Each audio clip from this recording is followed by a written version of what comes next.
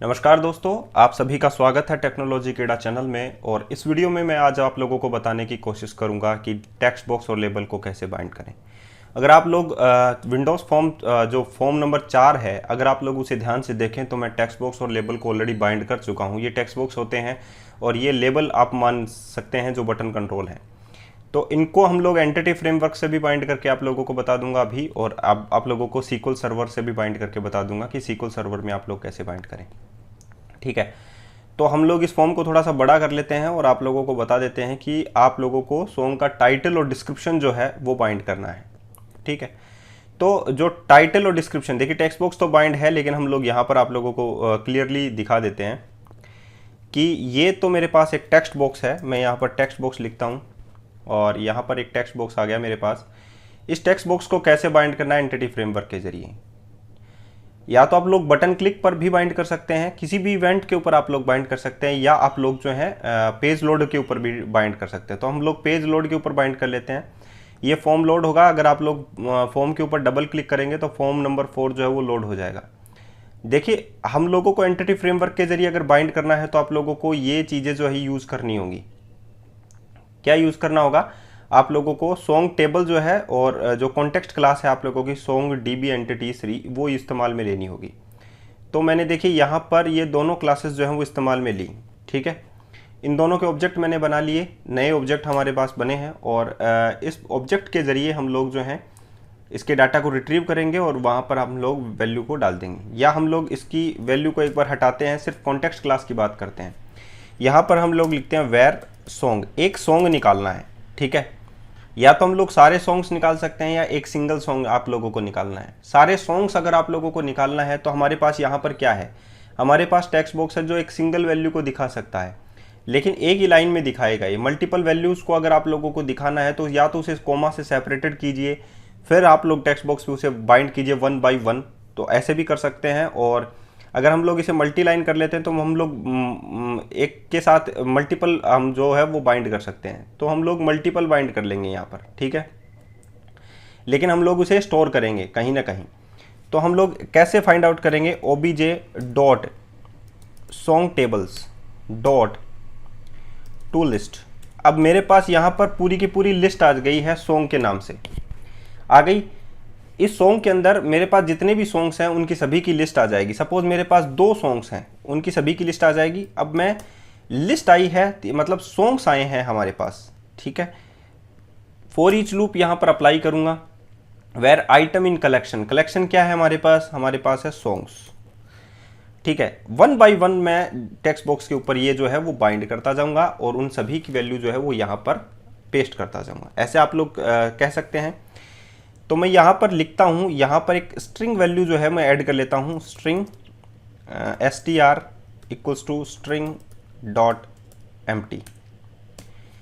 अब मैं देखिए यहाँ पर str के अंदर क्या ऐड करता हूँ? str equals to plus equals to item. ये जुड़ते जाएंगे और str के अंदर वैल्यू आती जाएगी। अब मैं टेक्स्ट बॉक्स जो हमारा है उसके अंदर str की वैल्यू यहाँ पर ले लूँगा। ये टेक्स्ट बॉक्स है हमारा और इसकी जो आईडी वैल्यू है वो क्या है?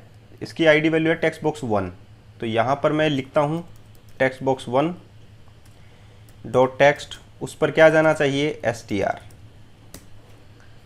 जैसे ही पेज लोड होगा तो यहाँ पर वैल्यू आप लोगों को दिखाई दे देगी कि टेक्स्ट बॉक्स पर जो टेक्स्ट है वो है str।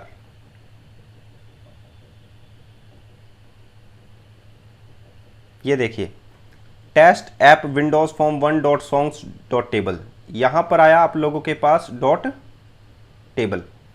यानी कि मैं अगर str में यहाँ पर लेता हूँ, ये ध्यान से देखने की वाली बात है। देखिए, सॉन्ग्स के अंदर 2 प्रकार, एक प्रकार का ऑब्जेक्ट आ रहा है आप लोगों के पास, स्ट्रिंग वैल्यू नहीं आ रही है।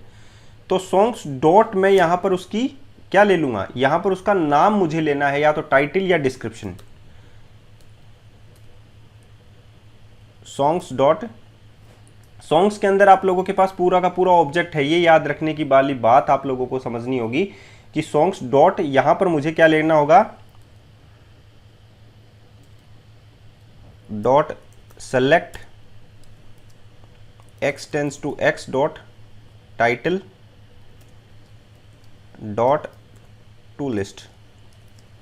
अब यहाँ पर सिर्फ और सिर्फ टाइटल की जो लिस्ट है वो यहाँ पर आएगी। यहाँ पर songs table dot select x dot title मैंने यहाँ पर लिखा, तो सिर्फ और सिर्फ सेलेक्ट मैंने क्या किया है, टाइटल को सेलेक्ट किया, उसकी लिस्ट हमारे पास आ जाएगी। तो अब यहाँ पर आउटपुट आप लोगों को सही मिलेगा। वरना पहले आ गया, डिस्क्रिप्शन भी आ गया, टाइटल भी आ गया, तो ये टेक्स्ट बॉक्स पर बाइंड किसको करेगा। तो यहाँ पर देख, तेरे नाम मूवीज यस, एक ही मूवी जो है वो इसमें है एक्चुअली में, तो जितनी भी मूवीज होंगी वो 1 बाय 1 जो है आ जाएंगी। इस प्रकार आप लोग टेक्स्ट बॉक्स को बाइंड कर सकते हैं एंटिटी फ्रेमवर्क के जरिए। अगर हम लोग सीक्वल सर्वर की बात करें तो सीक्वल सर्वर पे हम लोगों ने गेट किया था डाटा, याद हो तो आप लोगों को। तो यहाँ पर आप लोग देख सकते हैं कि मैं इसको तो एक बार के लिए रिमूव कर देता हूँ, आप लोग चेक कर सकते हैं। देखिए ये जो कोड है, पहले हम लोगों ने ऑब्जेक्ट कंटेक्स्ट का ऑब्जेक्ट बनाया, उसके बाद में हम लोगों ने उसके ज़रिए वैल्यू को क्वेरी के ज़रिए जो वैल्यू है लैम्डा एक्सप्रेशन के ज़रिए उसको रिट्रीव किया। यहाँ पर अगर मैं ये नहीं लिखता तो वो ऑब्जेक्ट आता, पूरा का पूरा क्लास ही आप लोगों की रिट्रीव होती। यहाँ पर फॉर ईच उस पर नहीं लगता, फॉर ईच सिर्फ एक स्ट्रिंग आइटम की multiple list of type item में लगता है। स्ट्रिंग बनाया, एक एम्प्टी ऑब्जेक्ट उसमें डाला, एम्प्टी वैल्यू उसमें डाली, और स्ट्रिंग को ऐड बाई वैल्यू ऑपरेटर के जरिए हम लोगों ने ट्रैवर्स कर लिया, और 1 बाई 1 आइटम जो है उस पर आप लोगों के पास टेक्स्ट बॉक्स में हमारे पास आ गए। सेम आप लोगों को लेबल पर भी डिस्प्ले किया जा सकता है। यही यहाँ पर अगर मैं लेबल 1 डॉट टेक्स्ट लिख दूँ, str को डाल दूँ, तो यहाँ पर वैल्यू आ जाएगी, मल्टीपल वैल्यूज़। सिंगल वैल्यू अगर आप लोगों को निकालनी हो तो यहाँ पर डॉट वेयर लगाकर आईडी निकालकर आप लोग सिंगल वैल्यू यहाँ पर निकाल सकते हैं और एक सिंगल आइटम यहाँ पर लगा सकते हैं। उसमें आप लोगों को फॉर ईच की ज़रूरत नहीं होगी। इतनी बात आप लोगों को समझ में आ गई। अब आप लोगों को क्या करना है कि हम लोगों को जो सीक्वल सर्वर है, एसक्यूएल की जो क्वेरीज है, उसके ज़रिए जो है टेक्स्ट बॉक्स और लेबल को बाइंड करना है। तो हमारे पास जो कनेक्शन स्ट्रिंग थी वो यही थी। हम लोगों ने अपडेट का नहीं, हम लोगों को सेलेक्ट चाहिए। ये देखिए यहाँ पर सेलेक्ट की क्वेरी थी, रीडर जो है वो डाटा रीड कर रहा था, और ये पूरा का पूरा कोड एक्चुअली में यहाँ पर आएगा आप लोगों के पास।